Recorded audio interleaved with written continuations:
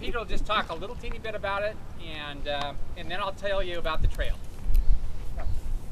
Well, thanks everybody for coming out today. It's an incredibly perfect day. Actually, I shouldn't say that. It's always like this. This is a strange little microclimate here. The Humboldt Hill catches the fog. It's never foggy. It's very odd. Sometimes we work in here. It's 90 degrees. Feels like southern Humboldt. So, thanks for coming. This is actually a work of art. It has no function, no real function other than to be a work of art.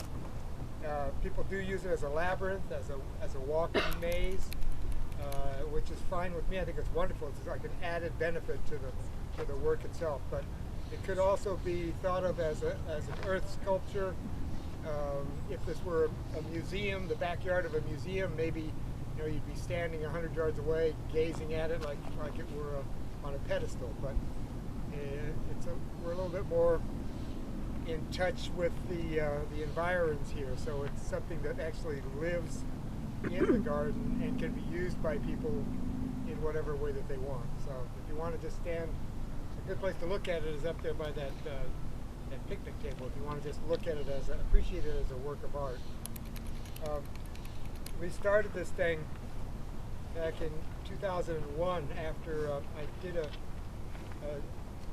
another work almost exactly like it, only smaller, for an exhibition in the Netherlands called Sans Peak. It's a big international sculpture exhibition, and I did a work that was also called All Happy Now, and but we were constrained by the space that it was going to be exhibited in, beautiful park, and we were also very constrained by time. It had to be done very quickly, so it ended up being really wonderful, but about half the size and done in a different way, using steel for these risers. So it was actually like a clock spring, all tied together and then filled with dirt and planted with sod in that case. That was a really great exhibition. The Queen of the Netherlands came, and I got to meet her and talk about this thing. But then on the way back, I got back to Eureka, and I realized I really wanted to make it better if I could, make a different version that was better. And the Humboldt Botanical Gardens at the very time that I got back was putting information out into the newspapers about this the whole Botanical Gardens project, and they had a little map that showed all the. I said, that's it. I got to talk those guys into let me do this thing again. And that, in a way, that's actually the true definition of a work of art. It has no other function, but you did somehow manage to talk people into letting you do it. So we raised a bunch of money. I just sent out letters, and I was able to use the Botanical Gardens help on that. And $100 here, $100 there. We raised enough money to build the thing, and then in 2004 we started actual construction, which not very elaborate but very time consuming, because you couldn't really do the whole thing with heavy equipment. You could make the basic area, scraped away a little bit over there and a little bit over here, and so the basic shape and area was set out with heavier equipment, and everything else was done with wheelbarrows and shovels, and lots of time, lots of trips with wheelbarrows and shovels. And it was a slow process, because a lot of times I'd be working by myself, and almost impassable during the winter. That road that you went up today wasn't there. It was just like a mud track in the wintertime up until a couple of years ago, and it was really awful. Four-wheel drive was the minimum, and most of the time you get stuck. So that meant work would get shut down for 3-4 months every year, and during that time the weeds would take over, and it would start again the next spring and try to get going. But I was also working full time the whole time. That was a long time. And finally, 2008 or 2007, we decided we're going to finish this thing. I got a whole bunch of volunteers together.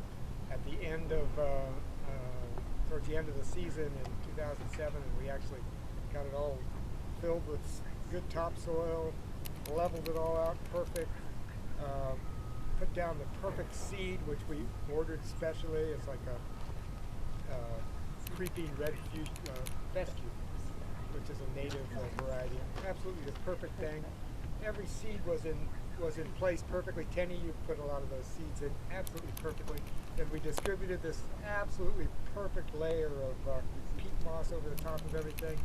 So at the end of October, we were anticipating this rainstorm. And everything was timed perfectly. The rain was coming. We pulled away from here, took pictures of it. Absolutely perfect, waiting for the rain. And what we didn't realize was that this is Humboldt County, so before the rain started, it blew 60 miles an hour. It just blew everything away. So some of the stuff sprouted, but basically we ended up with this kind of paltry-looking grass by the spring, and we wanted to open it in the spring of 2008. So we had the opening ceremony, and it looked pretty green. It was kind of thin, but it looked pretty good. It had a whole bunch of people out here. There's information about that at the Botanical Gardens website. I think there's still links to a little video of people walking on it at the opening. It's a lot of fun. And that was a couple years ago, 3 years ago now.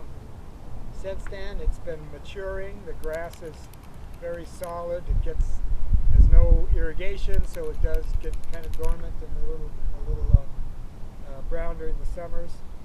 But we're thinking about getting some form of irrigation maybe at some point in the future. Other than that, any questions? It's here for your enjoyment. Anybody have any questions as to how did you get the perfect balance? Oh, it's actually a mathematical formula. I'm glad you brought that up. It's kind of an important part of it. It's a spiral that's created by a very simple mathematical formula that you plug into a graphing calculator, and it just pops out this double spiral that gets the arms get larger as they come in towards the center, get further apart, and then they form like a yin-yang in the center, like the Eastern symbol. But this formula was created by a French mathematician in the 1590s who had never even heard of the East or yin-yang. So it's just something that happens in nature. That's why you see so many spirals in in flowers and seashells and in the spiral nebulae out in space. But it's actually sort of a naturally occurring spiral. And all I really did was take this spiral and figure out a way with some software how to extrude it to give it some height and depth. And that was it wasn't very hard to make the drawings. The hard part was figuring out how to make that drawing appear here with laying out all the heights, and that was kind of a lot. How far, if you were to go up and down, how far is that? Well, if you start at one end, there's another. You'll find there's an opposite 180 degrees on the other side. It's actually two of these shapes that are exact duplicates, and they're kind of the intermeshed, 180 degrees offset. But if you start at one, walk all the way up. When you come around to here, again, you won't be on this one. You'll be on this one. So you start on that bottom one. You come around again. You're on this one. You come around again. You're on this one. And if you keep going up, get to the top, then you have that kind of yin-yang thing, and you just step over onto the other one and keep going and go down. Can I interject something? Yeah. That explains when I clipped this thing. Last year we had an event here, and Peter allowed me to clip this, and I was going around, and I'd be damned if I couldn't figure out why I kept missing one, and it was driving me nuts. So that's why. Oh yeah, because it's not a single spiral; it's two intermeshed spirals. both exactly the same that are just offset 180 degrees. So when you get up to the top, you turn around, you come down the other one, you end up over on that side coming out, and you will have walked a half a mile.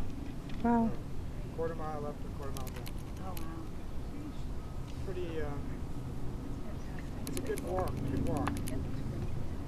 And it does, it functions really well as that kind of a meditative labyrinth, which is one of the reasons why it's called All Happy Now, because it's, I kind of, when I realized how it was going to work and if people would really walk on it, take their shoes off and walk on the nice grass on it, maybe not today because it's kind of dry, but on a perfect spring day when the sun's out, you take your shoes off, just walk, and it makes you happy, so it makes everybody happy, hence the title.